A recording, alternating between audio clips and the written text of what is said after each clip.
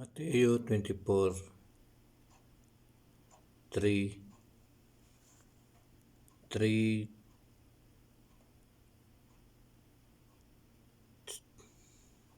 3 to 14. Mga kahirapan at pag-uusig na darating.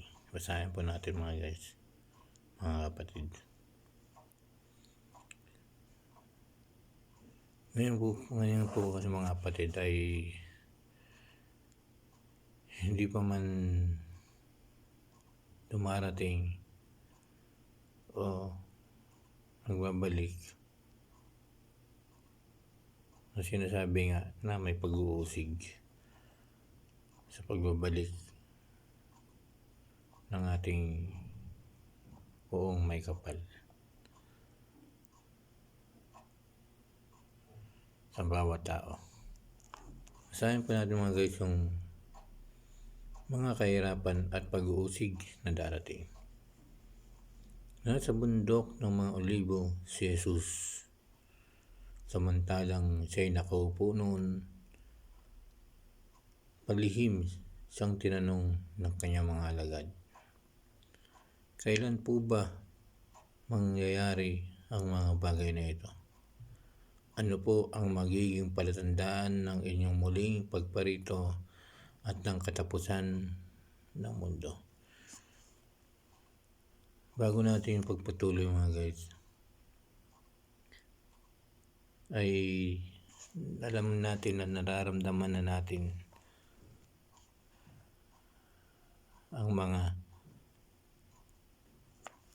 kahirapan, di ba? Noon pa man ay nararamdaman na natin ang kahirapan at yung mga pagkakaroon ng hindi mga magagandang nangyayari sa ating bansa. Tulad ng mga krimen, tulad ng mga paggutom, di ba?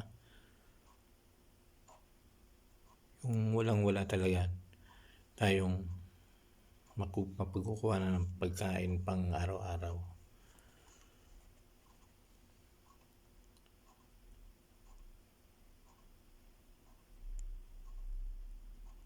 At yan ay nangyayari na ngayon at sinasabi rito sa aklat ni Mateo.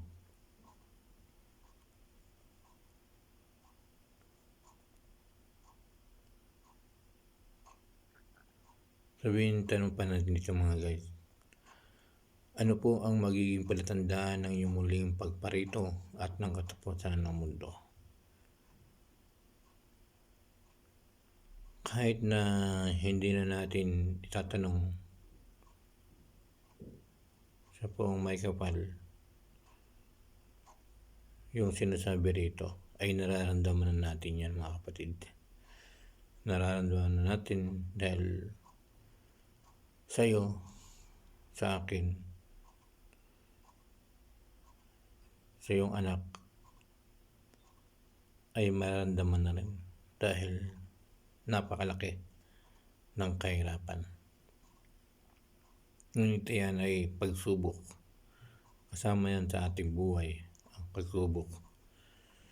Kaya hindi ka bibigyan ng Panginoon ng pagsubok kung hindi mo nalagpasan.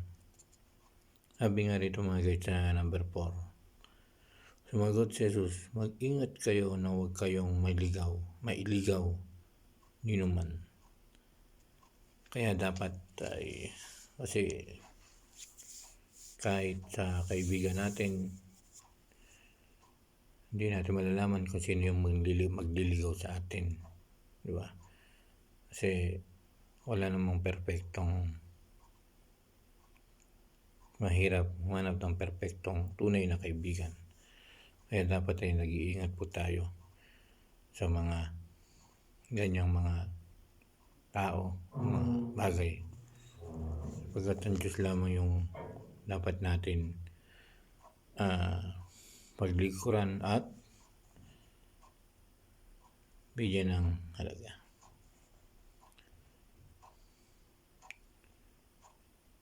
Basahin natin yung number 5. Sapagkat maraming paparito sa aking pangalan at magsasabi, ako ang Mesiyas. Tama, di ba? Kaya kailangan katulad nung nangyari sa ng pagpapagaling, yung sa The Passion of the Christ, na pinagaling niya yung bulag, yung sa tenga, di ba? Naputol yung tenga tapos kinabit.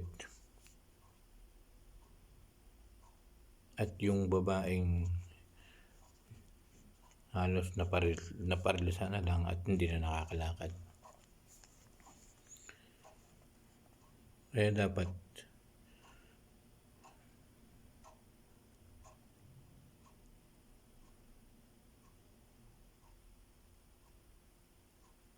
ay kilalanan natin ang Panginoon. At marami silang ay liligaw. Makaririnig kayo ng sinisig na alingaw-ngaw ng labanan at mga balita tungkol sa digmaan. Diba? Ayun pa lang mga kapatid ay nararamdaman na natin na yung digmaan, maraming digmaan na nangyayari sa ating bansa. Tulad ng gera, di ba? Sa bansa, nagkakaroon na ng gera, nagkakaroon na ng away. Ngayon pa lang ay nakikita na natin kung ano yung magiging kahirapan at pag-uusig na darating sa ating bansa at darating sa ating sarili.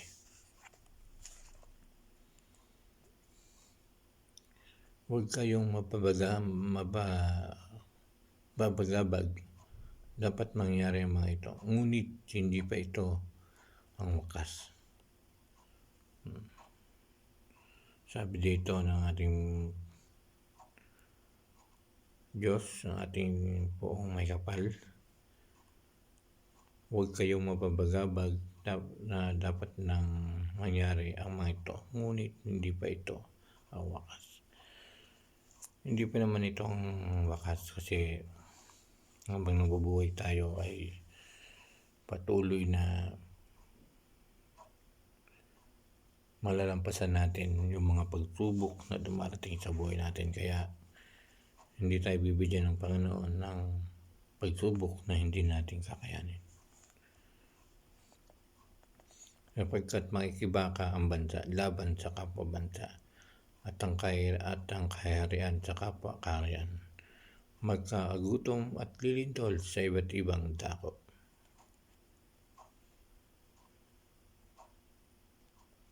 Pag dumating na yung pagwawakas ay mararamdaman natin na paunti-unti nang naglalaban-laban bansa sa bansa, di ba? Yung pagkakaroon ng lindol sa ngayon na nararamdaman natin sa bawat lugar sa Pilipinas. Kaya mararamdaman natin, dyan pa lang ay mararamdaman natin yung kahirapan at pag-uusig. Ang lahat ng ito ay pasimula pa lamang ng mga paghihirap. Diba? Pasimula pa lang pala yung mga ganong bagay na nangyayari sa ating bansa. Yung lindol, pag-aaway-aaway, pagbaha, pagkasunog ng maraming bahay. Sa mga panahon yun, kapuputan kayo ng lahat dahil sa akin at isasaktal upang pahirapan at patayin.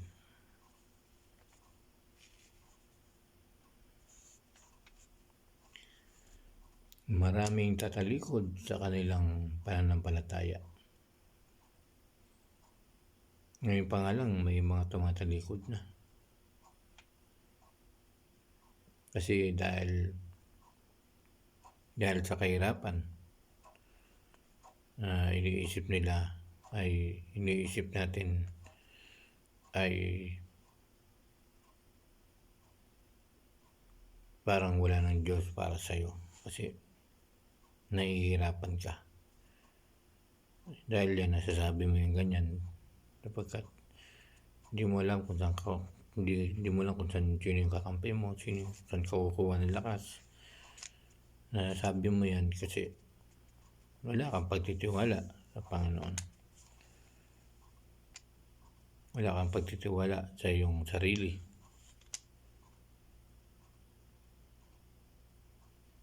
Kaya minsan ang pagkakanulo natin yung ating mga kapwa, di ba? Yung sarili. Marami ang nagpapanggap na propeta at ililigaw nila ang marami. Maraming fake na maraming peke na hindi naman totoong mga propeta, di ba? Nakikita natin ang dami mga reliyon, di ba? Halos punong-puno na yung bansa ng reliyon, ng iba't ibang reliyon. Pero dapat ang ating sasabihin ay itong Biblia. Kasi ang Panginoon lamang yung kahit yan nga naman karami yung church, ang Panginoon lamang ang nag-iisang sasambahin natin at pupurihin.